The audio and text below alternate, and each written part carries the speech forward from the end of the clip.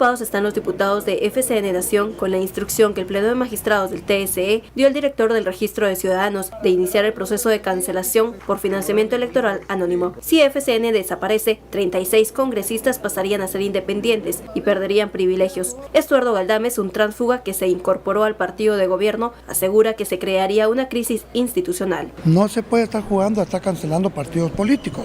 Los partidos políticos son los vehículos de la democracia que usamos los guatemaltecos para poder elegir y ser electos. Viene a ocasionar un colapso institucional en materia legislativa en el Congreso de la República, porque entonces acaban de suspender a AC, acaban de suspender a MR y ahora suspenden a FCN, entonces ¿quiénes van a ser los que van a presidir las diferentes comisiones de trabajo en el Congreso de la República? Pero los diputados no solo perderían la oportunidad de ser una fuerza legislativa, no podrían presidir comisiones ni integrar la junta directiva y tampoco podrían buscar la reelección. 105 la electoral dice que los tránsfugas no pueden ser candidatos en ningún partido político. Mientras que los de los independientes no dicen nada, pues. Entonces, si cierran el partido, yo creo que tenemos todo el derecho de partir los 11 diputados que ganamos con el FCN. Ante esto, FCN Nación, a lo interno, ya busca un plan B, como reformar la ley orgánica y la ley electoral, en donde se establecieron castigos para los tránsfugas. El partido de gobierno sería la tercera agrupación política en sufrir un proceso de cancelación. Bienvenidos a Sin Filtro, noche de jueves. Usted ya ha escuchado la reacción de los diputados a esta solicitud de cancelación del partido oficial FCN Nación. Ellos pintan el panorama que existirá ingobernabilidad en el Congreso de la República y que está dañando a los partidos políticos, a estos vehículos ciudadanos, dicen los congresistas. ¿Qué va a ocurrir realmente en el Congreso de la República y cuál va a ser la reacción de los congresistas oficialistas luego de que se inicie este trámite? De eso hablaremos esta noche con la etiqueta SF Ingobernable. Damos la bienvenida a nuestros analistas Osvaldo Samayoa y Daniel Herring. Muy buenas noches. Buenas noches. Buenas noches. Comencemos con este escenario pesimista que están pintando los congresistas del oficialismo. Ellos. Claro, se entiende que para ellos, pero ellos están pintando este paisaje con una pincelada de penumbra para todo el ambiente político, toda la clase política y todo el quehacer de la cosa pública en Guatemala. ¿Están exagerando? Vemos una estrategia que pueden presentar más adelante y buscar alguna modificación que los salve, al menos para poder buscar la reelección. ¿Qué va a pasar con FCN Nación y qué tan ingobernable va a ser el país si se acaba el partido oficialista? Comencemos con Osvaldo. Bueno, buenas noches. A mí me parece que hay una mala utilización de la palabra ingobernable por parte de los diputados actuales, en cuanto si vamos a tomar una de las características que define o que puede evidenciar la palabra de gobernabilidad, es la legitimidad que tiene el funcionario de parte de la población. Es decir, más allá del tema de cómo fue electo para estar ahí, hay un tema de legitimidad que se lo da al ciudadano. Y yo no creo, veo que el Congreso actual de la República sea legítimo en el sentido de la aceptación que tiene la población sobre el qué hacer del Congreso, ni tampoco el Ejecutivo. Creo que esa crisis de legitimidad ya tiene el país en una situación de ingobernabilidad, una situación provocada con cada desacierto que hemos visto en la acción política y con la insistencia de los diputados de promover una agenda regresiva en materia legislativa, en el sentido penal, en el sentido electoral y en tratar de buscar generar cierta impunidad para ciertos actores en el contexto de persecución penal a delitos vinculados al tema de corrupción. ¿Qué está pasando en el Congreso? Este paisaje que están pintando los diputados de ingobernabilidad, ¿qué nos depara y cuál va a ser tal vez la estrategia que ellos quieran utilizar al conocer esta noticia desde el Tribunal Supremo Electoral? Vamos a ver, yo creo que es lo que estábamos diciendo, es una cuestión de definición, depende cómo definas ingobernable o ingobernabilidad. Hay varias definiciones en ciencias sociales y supongo que puedes elegir la que más te convenga y de ahí desarrollarla. No sé hasta qué punto los diputados hacen eso. Ellos están refiriendo a una gobernabilidad que no atiende a las cuestiones de legitimidad, por ejemplo, sino básicamente a la capacidad del sistema de operar, de que la fábrica de leyes y de acuerdos que es el Congreso pueda tener producción y que no se quede estancada. En ese sentido tienen toda la razón. Esto lo que hace es romper muchos acuerdos que habían sostenido en buena medida esta junta directiva y lo que llevamos de año, esa agenda, si se quiere llamar así, anti-CICIG o de pacto de corruptos, porque buena parte de todas esas o de toda esa agenda se negocia con tú me das esta comisión, yo te doy esta otra, a través de presidir esas comisiones manejamos determinadas cuestiones que nos interesan y que en muchos casos sabemos que tradicionalmente han estado asociados a acuerdos oscuros y de alguna manera inmorales, lo que sería Daniel, en buen chapín tranzas. En la práctica era una moneda de cambio que resultaba porque los acuerdos al final se cimentaban en base a ese intercambio de Pero esa cuotas de poder. Esa es la realidad política. ¿Sobre qué se cimenta en un sistema político los acuerdos? Bueno, pues hay mucho que decir. El punto es que cuando tú rompes o rompes al partido, o por lo menos, y esto no importa tanto todo el mecanismo legal de amparos que va a haber y toda la cuestión jurídica, te va a llevar, yo siento que bien entrado 2019. Entonces ahí instantáneamente no se van a perder todas estas cosas, pero, por ejemplo, ¿cómo se iban a negociar las listas electorales? O sea, yo soy de FCN, yo quiero un puesto en el número 3 del distrito de Huehuetenango, o quiero estar en el número 2 del Estado Nacional, o quiero... Ahora mismo ya no estoy seguro de que vaya a existir una contraparte que me pueda garantizar esa clase de acuerdos. ¿Qué pasa si de repente estoy en medio de las elecciones y dice la CC, ¿saben qué? Como se había cancelado y no habíamos llegado a este punto porque se habían presentado toda una serie de amparos, te voy a quitar, voy a cancelar el partido y obviamente estas listas están fuera. Y todo el dinero que invertiste en la campaña no vale para nada. Eso... Entra en pánico el diputado solo de pensar. O sea, ahí y hay por lo tanto, ahora mismo, cuando momento se va al partido, al jefe de bancada o quien sea que controle toda esa maquinaria, no va a creerse que le pueden garantizar esos acuerdos y se va a ir con otros que lo intenten hacer. Claro, yo creo que concuerdo en el tema de no solamente cómo vamos a definir el tema de la gobernabilidad o ingobernabilidad, sino también en los tiempos preelectorales y electorales. Ahora, hoy por hoy, el país es ingobernable, o por lo menos yo no veo signos de gobernabilidad desde la autoridad. De hecho, hay una falta permanente de respeto a la autoridad, manifiesta la ciudadanía, que ya te dice hay un desgaste importante en estas personas. Pero volvemos a lo mismo, tú estás utilizando una definición mucho más amplia en términos de país, de gobernabilidad. Yo creo que ellos lo que están diciendo, y ahí se veía Galdames, que Galdames lo dijo muy bien. La gobernabilidad de sus pactos. ¿Cómo vamos a negociar? ¿Cómo vamos a llegar a acuerdos? No solo la gobernabilidad de sus pactos, sino qué pueden sacar del Congreso. Y es verdad que este Congreso, si sigue así, va a ser un Congreso completamente paralizado. Totalmente. Bueno, de hecho, lo que pasa es que el Congreso desde el 2016, con el cambio de la presidencia del diputado Taracena, que en el 2016 es el periodo donde se dan todas estas reformas legales, sería 2017-2018 ha estado tratando de impulsar esta agenda regresiva sobre la base misma de mantener el propio sistema político electoral que hasta ahora los tiene a ellos ahí, y que tratan de hacerlo pervivir para poder seguir teniendo estas cuotas de poder en las próximas elecciones. Yo ahí donde planteo el tema, no sé si queremos seguir con este mismo modelo electoral. Sí. Y ese es un tema social, ciudadano, que no lo hemos discutido, que lo venimos aplazando y que cada vez que lo aplazamos con ir a votar en los periodos que nos llega, lo que hacemos es aplazar la crisis realmente. No aplazamos ese aplazamiento de crisis, lo que conlleva es esa ingobernabilidad permanente. O sea, no entrarle al tema de fondo del modelo de representatividad que tenemos. Eso es muy interesante porque cuando uno lo piensa, tienes toda la razón. ¿Qué han sacado en 2017? Estaba pensando en cuáles han sido los grandes acuerdos, las grandes agendas legislativas. O esta junta directiva que la ganó esta alianza, ¿no? El atentado del 13 de septiembre y le sale mal. Pero aparte de eso, a lo mejor hay que estrujarse la cabeza para saber qué otras cosas han sacado. Y la verdad es que 2018 ha sido un año bastante estéril por ahora, incluso en pactos del mal, vamos a decirlo así, en legislaciones que puedan ser regresivas tampoco han encontrado sus acuerdos.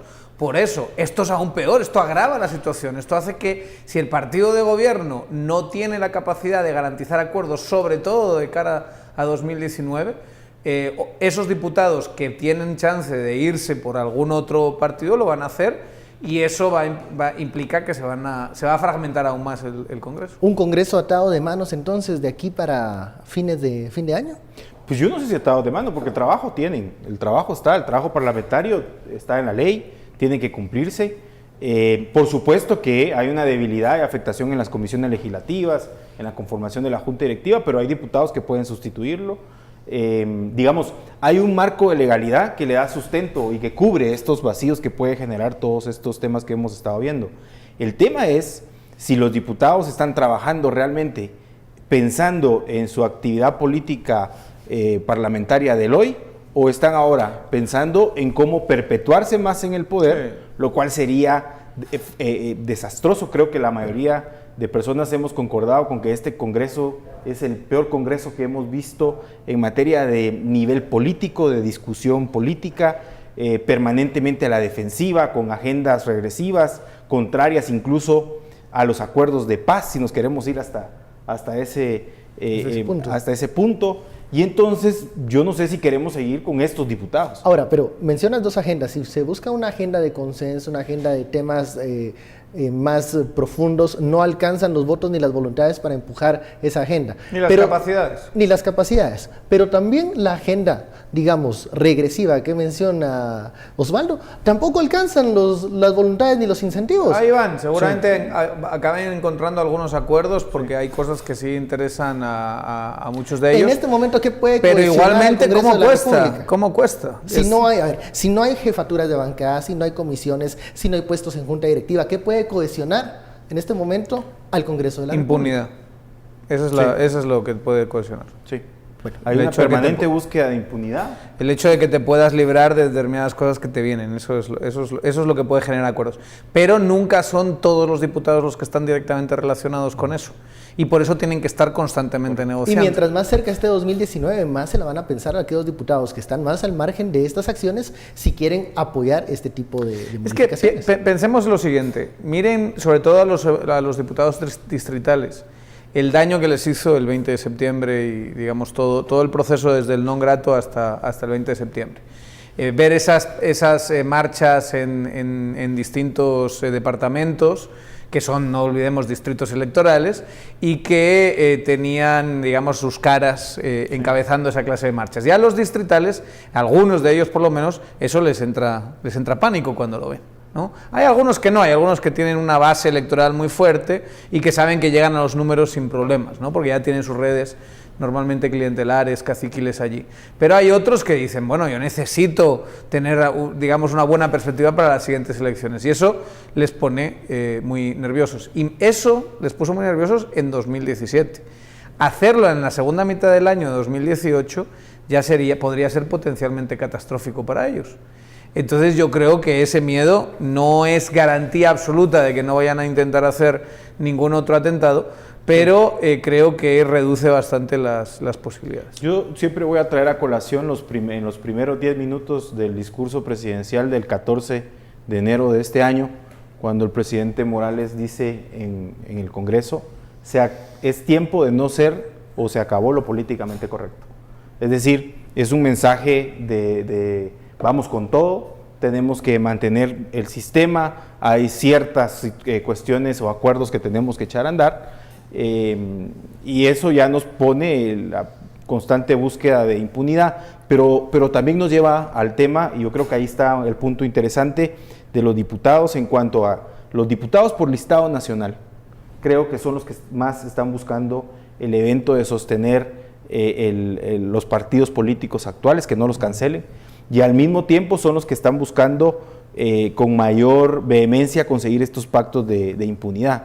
Porque ciertamente los diputados distritales se vieron golpeados, pero tienen una base electoral y una cercanía con sus electores con los cuales pueden restablecer ciertas confianzas, buscar nuevos partidos, pero el que está en el listado nacional, ¿no? Ese tiene muchas más complicaciones porque normalmente va amarrado de quién es su candidato presidencial. Y que era el candidato Y por que se eso, despeinaba. y por muchas eso, veces. y por eso de esas cosas que dice Jimmy Morales, aplica eso del dicho al hecho, hay un buen trecho.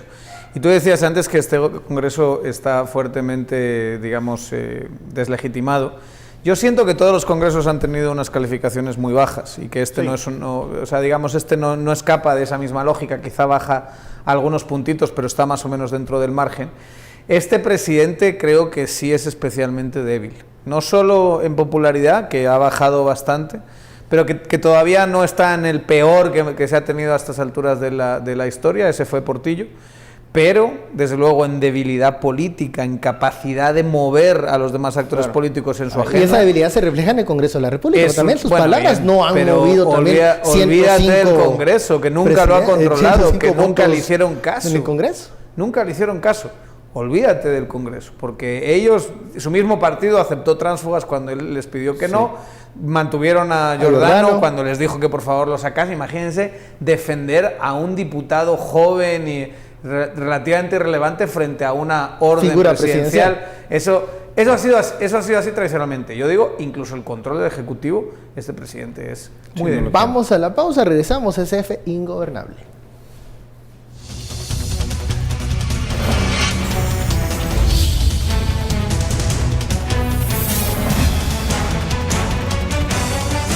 Regresamos a Sin Filtro, la etiqueta de la noche, SF Ingobernable. Estamos hablando de lo que sucede en el Congreso de la República y el ánimo de los diputados de FCN Nación luego de conocer que se inicia el trámite de cancelación del partido oficial.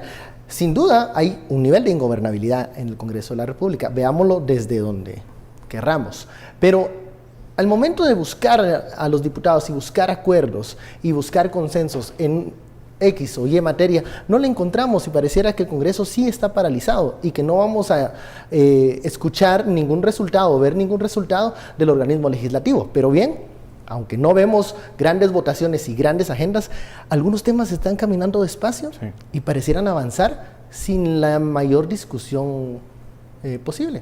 Un ejemplo, 407N está caminando financiamiento electoral lento. ilícito va. Ahí va. No sabemos cómo va a terminar, pero va avanzando y pueda que entonces ahí sí hay ciertos acuerdos en los cuales no están haciendo demasiado ruido, pero que están siendo más efectivos que cuando hacían aquella votación de urgencia nacional y todo. La urgencia nacional se acabó. ¿Se acabó? Ya no va a pasar. Es entonces esta agenda discreta, pero segura, la que puede avanzar en 2018. Pero todo eso tiene unos ritmos bastante más lentos. Porque ahora en tercera lectura empiezan a entrar enmiendas y se discute y, digamos, o sea, siempre hay un cuello de botella. Tenemos mundial, o sea, estas cosas ralentizan bastante esos temas. Yo siento que concretamente el 407N sí va a salir. Habrá algunos cambios o lo que sea, pero si yo tuviese que apostar diría que es posible que salga eso.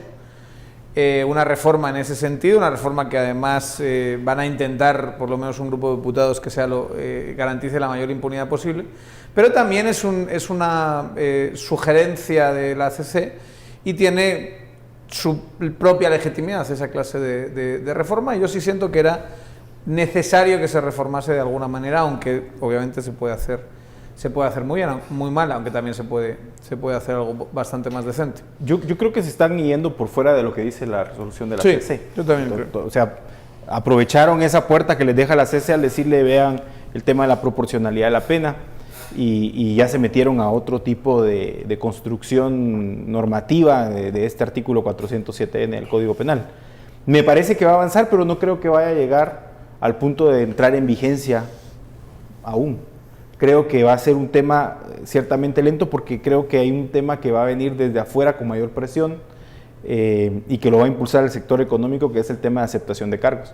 Por ahí. Que de una u otra forma ya formaron una comisión extraordinaria, ya convocaron a las demás instituciones para verlo. Creo que esa legislación podría entorpecer al resto en el sentido de seguir avanzando. Pero ahora, fíjate que es más complicado, o sea, esa es complicada porque... ¿La aceptación de cargos? Sí, porque muchos diputados la perciben como un mecanismo para que la gente empiece a hablar y entonces... Es lo que, como le dicen en pasillos, ley de sapos. El ley de sapos, ¿no? Entonces, sobre todo los que son protagónicos, sobre todo los que son líderes de todos estos procesos que pueden ser potencialmente perseguibles, en un proceso penal van a decir, mira, casi mejor no me saques eso porque entonces tengo a todos estos que ahora están callados que se pongan a hablar. Siempre se puede intentar diseñar algunos artículos para que haya precisamente impunidad.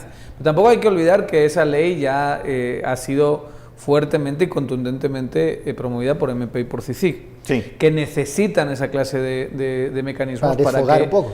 Y para avanzar los casos, para mejorar las investigaciones y con la existencia que siempre ha hecho el comisionado, que yo creo que siempre referencia cuando se tocan esta clase de temas, por lo menos su opinión, que es perfectamente cuestionable, pero creo que guía mucho la discusión hacia donde él quiere que no se tengan mecanismos de impunidad, sino que pueda ser un ejercicio de justicia, ¿no? Y yo creo que esa ley concretamente bien hecha puede ser muy positiva para el país. Yo creo que va a ser positiva y la discusión de la misma es la que puede frenar discusión. La 407. Y la 407, por ejemplo, el hecho de que la CC se haya pronunciado, haya hecho esta sugerencia, puede ser una garantía de que si se extralimitan los diputados, somate la mesa en algún momento y diga, esto no fue lo que se sugirió. Y que va a haber algún amparo. Correcto.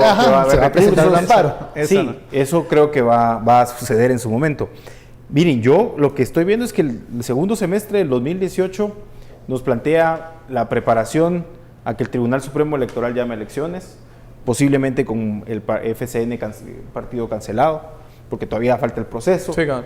Una agenda legislativa, digamos que a los diputados distritales no necesariamente les conviene. Si la agenda legislativa es regresiva y de generar nichos de impunidad, donde la población se va a volcar a la calle, donde les va a hacer regresar sobre la misma, al diputado distrital no le conviene. Y bajo ese escenario no se va a prestar a seguir impulsando esta agenda a partir de agosto, que empieza el segundo periodo ordinario, digamos, del Congreso. Por eso les surge aprobarla ahora, para después tener otro tipo de proyección hacia sus electores. Y también les surge victimizarse, como lo están haciendo, con las manifestaciones que hay actualmente, que parece que es algo aprendidito de todo el gobierno, ¿no?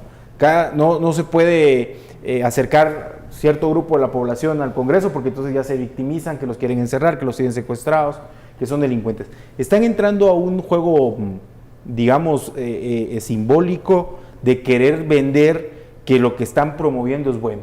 Y una de esas iniciativas de ley es la supuesta ley de transparencia para el manejo de las organizaciones no gubernamentales. Que también ha avanzado en la agenda. Que también ha ido avanzando silencio, lentamente, ¿no? Pero que al final, yo no sé cómo lo han visto las fundaciones, por ejemplo, organizaciones no gubernamentales del sector empresarial, pero que ciertamente lo que va más allá del tema de la simple transparencia. Tal y como está redactado, sí. Es un tema donde ingresa de control, sí, a controlar la libertad de asociación. Orden público. Y eso de orden seguridad público nacional. Y de seguridad, que ese es otro tema, el tema de seguridad nacional. Por favor, no estamos en los 70s. Seguridad de la nación no es un tema... Bueno, y lo usan también para mantener unos empujones en un allanamiento, sí. Según ellos, unos empujones en un allanamiento violaba la seguridad nacional. Sí, no, entonces aquí puedes argumentar que casi cualquier cosa viola la seguridad nacional. Y yo creo que si hay que ser conscientes, y ahí sí toda la sociedad civil, más asociada, si se quiere, a la izquierda, pero por supuesto, sector privado y sociedad civil asociado a movimientos de derecha proempresariales, te está dando una herramienta completamente liberticida si se aprueban esos artículos tal y como están escritos, porque van a decir, por una cuestión de seguridad nacional, no solo te puedo fiscalizar, sino que puedo tomar control de las acciones que realizas. Además de instituciones que no necesariamente están recibiendo dinero del Estado. Del Estado guatemalteco o de otros estados. Pueden estar recibiendo dinero de todo tipo de donantes. Ya es fiscalizable. Imagino si van a fiscalizar las ONGs que están asociadas con diputados, sería bueno, eso sí, ¿no? Yo siempre he dicho, si hay ONGs, tipo de organizaciones, hay un par de ONGs ahí que se les puede sugerir, miren, échale un vistazo. Comienza por ahí, diríamos. Si hay ONGs que hay que fiscalizar, son las creadas por los diputados o familiares de diputados que reciben dinero del Estado supuestamente para ejecutar obra en municipios y departamentos. Yo sospecho que esas no serían las clases. Pero esas no van a ser el objetivo. Esta clase política no seguiría detrás de esas. Pero volvemos otra vez a la idea de aprobar algo que eventualmente puede servir para que un gobierno lo utilice de una forma completamente arbitraria, ya sea contra unos, pero ya sea otros gobiernos contra otros. O sea, es una herramienta como digo, liberticida, muy complicada, y creo que es una buena excusa para decir, aunque no estemos de acuerdo en muchísimas cosas, pongámonos de acuerdo en esto, porque mañana puede llegar con esta misma ley otra administración, una administración, y se va contra la Fundación contra el Terrorismo, toma control de ella, y eso, digamos, a Méndez Ruiz seguro que no le cae muy bien. No creo que le guste. Yo creo que cuando una ley y un artículo es liberticida, nos tenemos que poner todos en contra de esa clase de reforma. Bueno, vamos a la segunda pausa de la noche.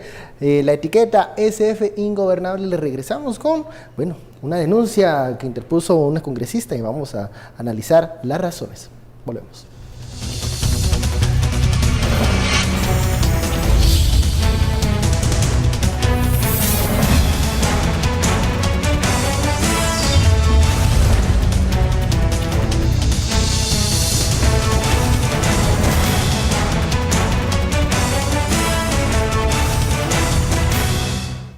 La denuncia fue interpuesta en contra de un supuesto integrante de la Asociación de Estudiantes de la Universidad San Carlos de Guatemala, René Alexander García. Los hechos ocurrieron cuando la diputada se retiró del Congreso durante la protesta de Codeca. Yo me siento, en todas las expresiones que él hizo hacia mi persona, me siento triste, humillada, denigrada por actos falsos, por palabras sin sustentos.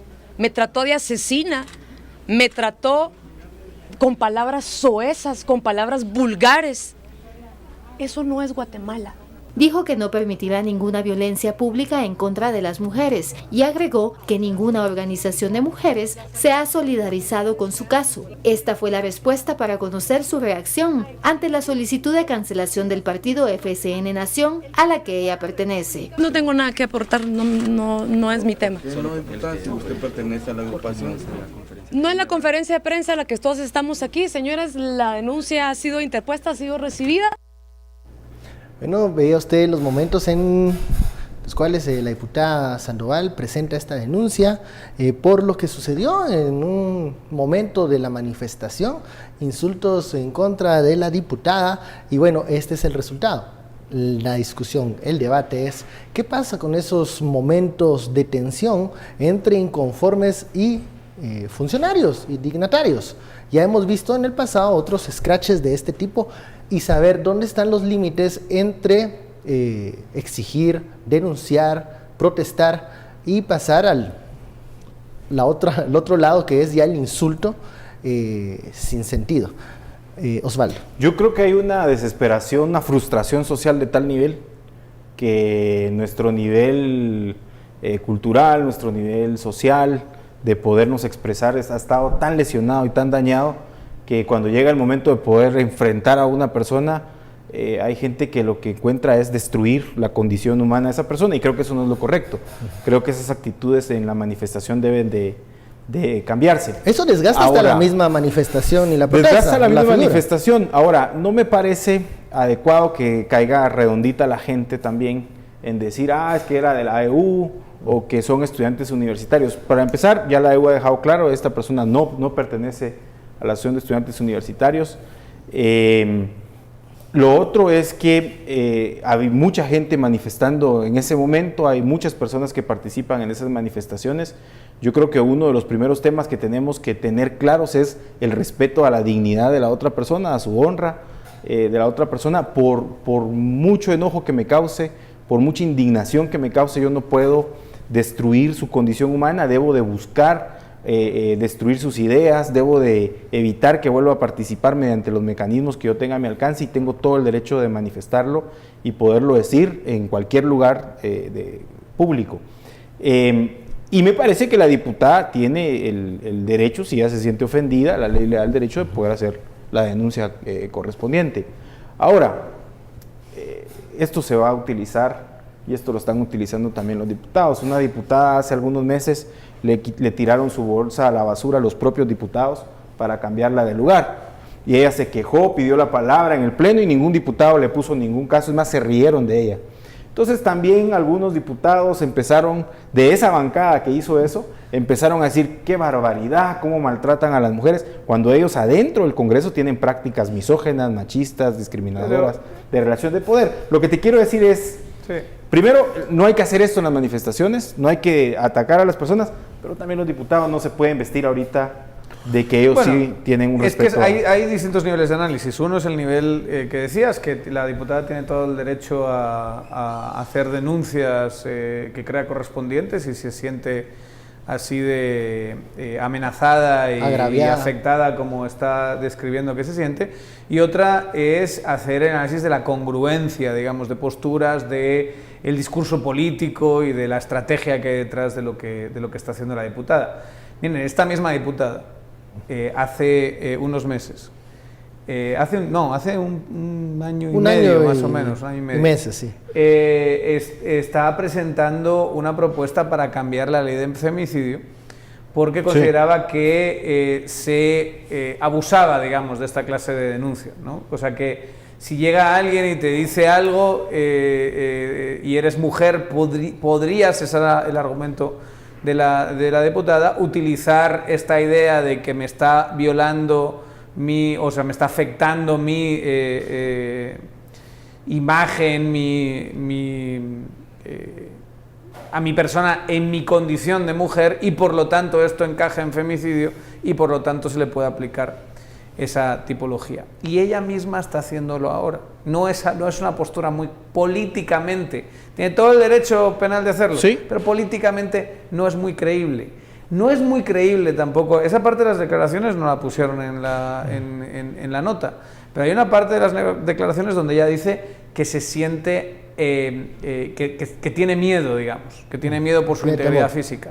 Perdón, pero, esto lo digo, yo no me lo creo. No, ni yo. Ella salió, tenía una actitud además, digamos, pero que me pareció que me pareció bien, digamos, le estaban insultando de una forma soez, una forma que es perfectamente condenable, por parte de un personajillo que yo siento que es alguien que se mueve en distintos lugares para siempre aparecer en la foto, pero que nadie le presta demasiada atención, digamos, que por cierto se está identificando a uno, los que insultaron fueron varios. O sea, cuando tú ves que sale, los insultos se reproducen por una pluralidad de manifestantes, de asistentes ahí, pero claro, como se tiene la imagen de él y es alguien que, sobre todo en redes sociales, pues se mueve mucho, se proyecta bastante, pues lo han agarrado contra él y él va a ser la imagen de esta afrenta, pero los insultos vinieron de muchísimo más y habría que preguntarse por qué no están persiguiendo a esos. Dicho esto, este personajillo que se coloca en la foto para salir y que nadie le da demasiado crédito, está sirviendo para establecer un discurso que es poco creíble, que es de intentar victimizarse como si esto fuese una especie de asesinato político o algo así, y que sinceramente yo creo que no va a funcionar muy bien con la población, que la población va a acabar, o sea, frente a alguien como ella, por ejemplo, que sale con la actitud de tirarle besos, de reírse, de me da igual, de alguna manera de hacerle de menos, que estaba bien, o sea, que era una buena estrategia decir, me estás insultando y me das exactamente igual, que la misma persona que se estaba mostrando así, positivamente engreída, vamos a decirlo así, al día siguiente tenga con el discurso que se siente amenazada, que cree que la van a matar y cosas así, no tiene ninguna credibilidad, o tiene muy poca credibilidad. Y creo que en esa parte sí es un espectáculo un poco vergonzoso. Un espectáculo que se reproduce, ¿no? Un show montado, digamos, para aprovechar el... ¿Que puede tener algún tipo de resultado? En la práctica no lo creo. No creo que tenga algún tipo de resultado. Judicialmente posiblemente sí lo tenga, porque hay videos, porque hay fotografías... Porque está mal, porque está mal, porque está mal. Nadie está justificando lo que hizo el manifestante este personajillo de insultar. El punto es los manifestantes, porque hay varios que la insultan, pero digamos, él es especialmente agresivo, él es el visible, que aparece es el que sobresale en la foto, en el video. O sea, yo, digamos, empatía con este personaje, uno no tiene ninguna. No. Y si tiene que llegar a la justicia, pues que haya un proceso penal. Hablando de la congruencia y del discurso político de los diputados, ya estamos hablando de otras cosas. Eso ya es otra cosa. Eso de que nos vamos a tener que poner a llorar porque alguien nos insulta por la calle es otro tema bastante... Y sobre todo vieron el cambio de actitud de la misma diputada en la presentación de la denuncia, cuando ya los compañeros periodistas comienzan a preguntarle de otros temas. Ya ella vuelve a sacar un semblante mucho más rígido y le dice, bueno, este no es el tema que estamos tratando. Ahorita estoy yo diciendo que estoy siendo afectada y que temo por mi vida. Entonces vemos que también es una puesta en escena de la diputada y tendrá sus razones para esta estrategia de comunicación y veremos si le da resultado. Pero vamos a ver, yo lo que siento es que uno lo ve, yo cuando lo vi dije, qué mediocres son, de verdad. O sea, normalmente el diputado de la clase política tradicional tiende a ser muy mediocre estratégicamente, porque ella, si quería utilizar esto políticamente, que está bien que lo pueda hacer, las tenía todas consigo.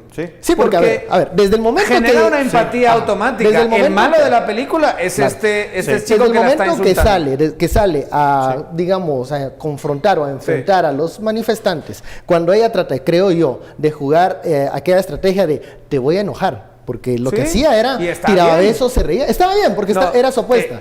Pero desaprovecha el momento en donde se muestra como... Y es otra cosa que es una lección más fuerte aún. No voy a caer en tu juego. Claro. Yo voy a reírme, voy a darte cero importancia, porque tú lo que quieres es que yo te dé importancia, que me enfade, que te encare, y entonces que nos quedemos al mismo nivel. ¿Y el yo voy a tener un nivel cayó? Superior a ti. ¡Qué bien por ella! Bueno, hace eso un día y al día siguiente tienes... digamos, haciendo un show mediático, porque es un show mediático, donde ella dice estar completamente afectada, muy poco creíble. Que nos recuerda, por ejemplo, a Roxana Valdetti cuando llegaba a tribunales y ella se victimizaba por todas las situaciones que habían pasado y que poco nos recordaba o reflejaba a aquella mujer en la vicepresidencia o en la diputación, en donde era de armas tomar. Entonces uno decía, ¿por qué regresar a esa estrategia que creo yo no da resultados entre la población? Miremos digamos, los dos lados atrás de esta pared. Uno, la sociedad está frustrada, es una sociedad cansada, una sociedad que cuando pueda expresa de diferentes formas, en este caso de una mala forma, ese cansancio, esa frustración, y al mismo tiempo es una clase política muy baja, sin ninguna altura, digamos, en el sentido de poder ejercer la política, que lo que hace es victimizarse como una supuesta estrategia de poder tener cierta aceptación y credibilidad. Estoy totalmente de acuerdo. Ella tenía la cancha servida para usarlo de otra manera y poder incluso sacar una ventaja. Generó empatías en todos los sectores, el evento de cómo fue tratada, pero ahora ya con esta acción se pregunta varias cosas de cómo fue que lo fue. Y es lo que dices, al final gente tan poco creíble que sale del Congreso, que uno sabe que tienen actitudes completamente machistas, que además, vamos a ver,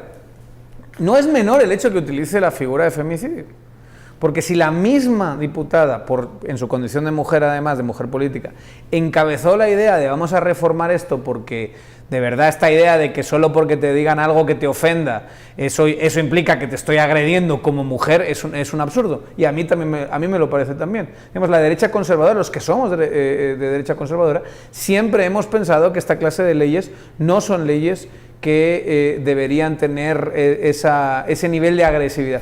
Que esté toda la derecha, como la llama Zapeta, Ku Klux Klan. Ahora, bueno, que casi parecen estos de Estados Unidos, de Safe Spaces y cosas así, o sea, que están teniendo el típico lenguaje de estar completamente afectados por cómo los han tratado y las cosas que les han dicho, es bastante contradictorio y al mismo tiempo bastante gracioso de ver, digamos, que cambien el discurso de una forma instrumental tan radical, genera a largo plazo, porque la gente no es tonta, falta de credibilidad. Vamos a la pausa, seguimos analizando este tema, volvemos.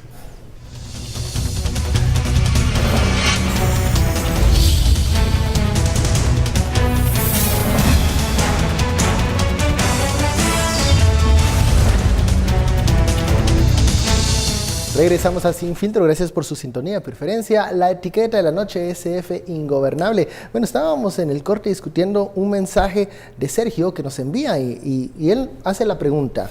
En este scratch, en esta manifestación con la diputada Sandoval, ¿estamos hablando de que fue insultada una mujer o un funcionario público que está desprestigiado y señalado incluso de tener nexos con narcotraficantes? Dice el mensaje. ¿De qué estamos hablando?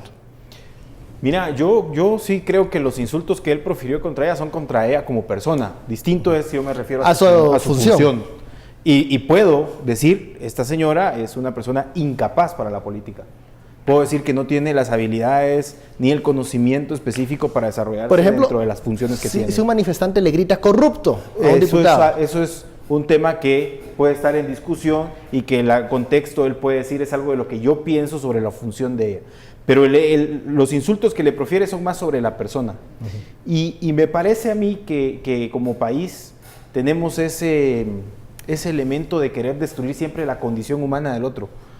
Ese es uno de los primeros elementos que tenemos que establecer. No nos importa ideología, no nos importa aquí a qué equipo de fútbol le va o qué. Lo primero que tenemos que llegar es respetarnos como seres humanos. Ese respeto como seres humanos ya nos pone en otro nivel de discusión política.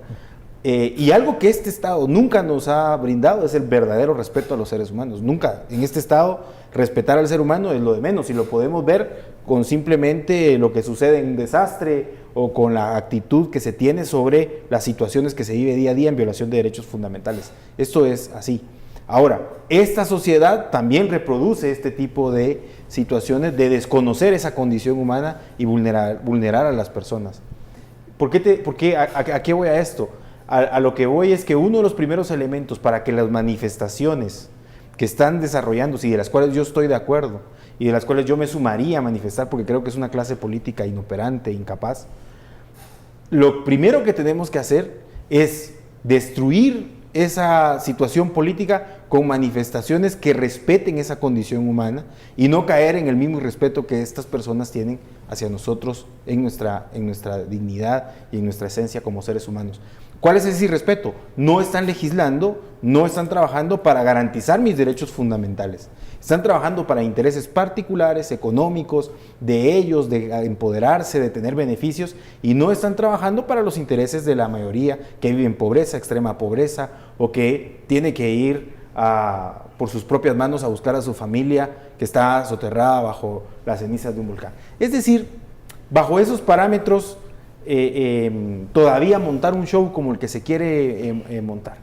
Ahora, la pregunta del televidente, perdón, aún siendo una funcionaria, no se puede invisibilizar que es una mujer y no solo por eso lo tiene que respetar, si hubiera sido un hombre también se debe respetar. Es un tema de respeto hacia la condición de la persona. A ver, hablabas de la manifestación en la protesta y también cómo incluso las manifestaciones pueden bajar el nivel, bajar los estándares y atacar a la persona y no a la función pública y comenzar a repetir aquellos insultos que van sobre la persona y no sobre su actuar en el quehacer público. Lo hemos vivido acá, ¿no? Quienes hemos expresado opiniones en este espacio nos dan miles de insultos personales y poco de las ideas. Incluso el combate de las ideas también ha bajado de nivel, está bajando de nivel, se utiliza de esta manera, ¿no? Vas por lo bajo y no a las ideas y no se mantiene el respeto a la persona, aunque digamos, piensen diferente. ¿Te quita un minuto de sueño? ¿Ves? No, para nada, digamos. Pero yo te digo, siempre van hacia abajo, o sea, la discusión de las ideas nunca se mantiene en un marco de respeto, nunca se ve a la otra persona, está bien, piensas totalmente distinto que yo, pero te respeto y creo que tus opiniones se deben escuchar y yo las respeto aunque no las comparta. Eso no pasa. Comienzan a atacarte por todos lados y por otras situaciones. Esta clase política actual en el país no tiene la capacidad de discutir ideas. Ese es mi punto. Y esto está reproduciendo su base. Su nivel académico para el ejercicio político no es el adecuado.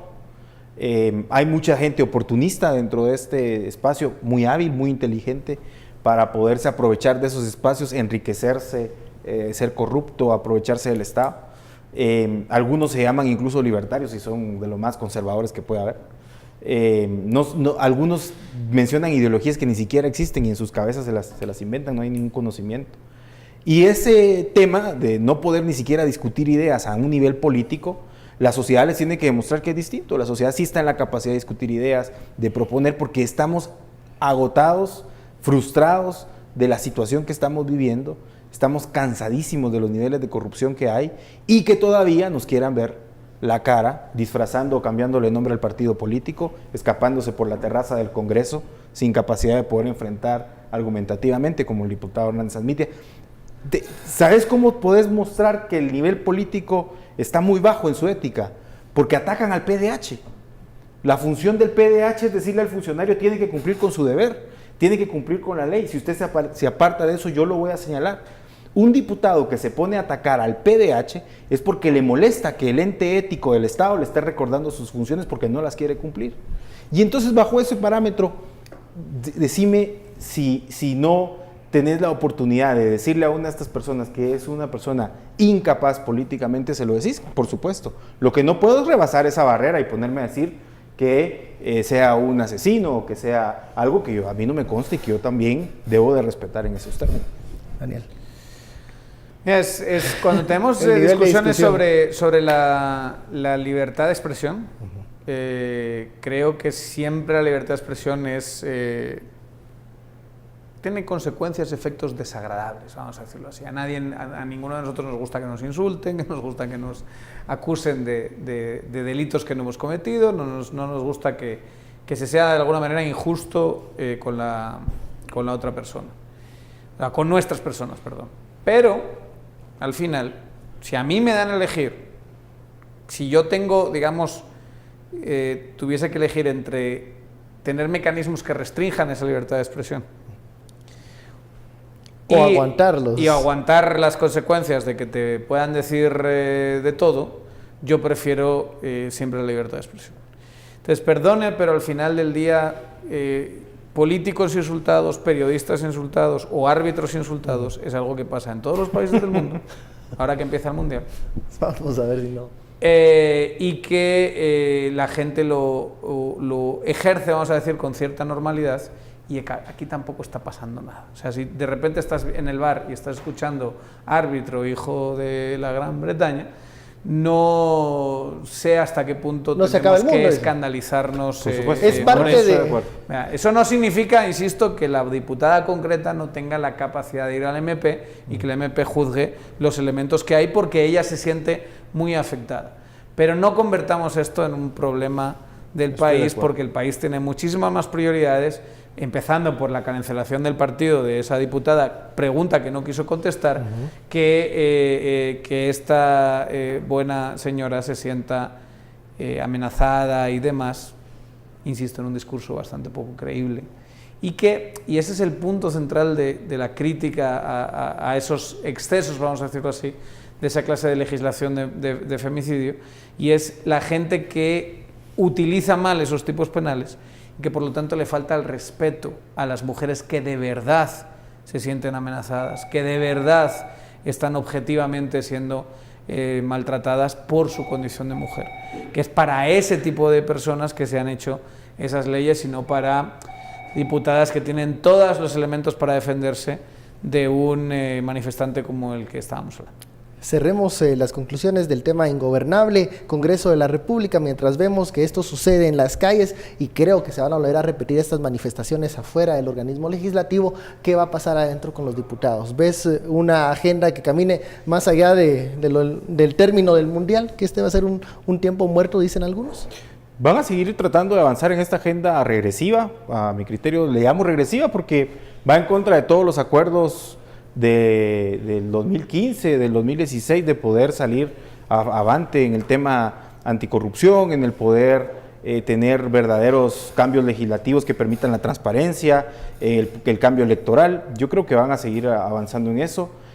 Lo que sí es cierto es que adentro del Congreso hay un Congreso desarmado, sin acuerdos, nadie tiene liderazgo sobre nadie, hay diputados con miedos porque vienen las elecciones, hay un falso liderazgo dentro de la Junta Directiva, no se sabe quién está dirigiendo al final el Congreso, y hay intereses tan oscuros adentro que va a llevar a una o esperaría yo, esto ya no sería parte de un análisis, sería casi un deseo, esperaría yo que la ciudadanía pase la factura política, que es no volver a tener estos diputados en el Congreso, que eso es lo que nos toca como ciudadanía al final. ¿Seguiremos ingobernables de aquí a 2019? Eso está complicado. Yo siento que por mucha renovación que haya, siempre vas a tener cierto espacio para caciques y para gente que es capaz de movilizar el voto mínimo que necesita para tener una... Y que va a querer apartarse en este momento de esta... Ahorita te surge de este rifirrafe de santos y de buenas personas.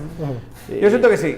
En términos generales, yo diría que la muerte de un líder como Álvaro Arzú, la muerte, el hecho de que ahora esté en disputa precisamente por esa muerte, la presidencia del Congreso, el papel que está jugando la CC con estas sentencias, por ejemplo, que han hecho que el mismo diputado Admitia tenga que bajarse de la jefatura de su bancada en los próximos días y tenga que renegociar esa parte.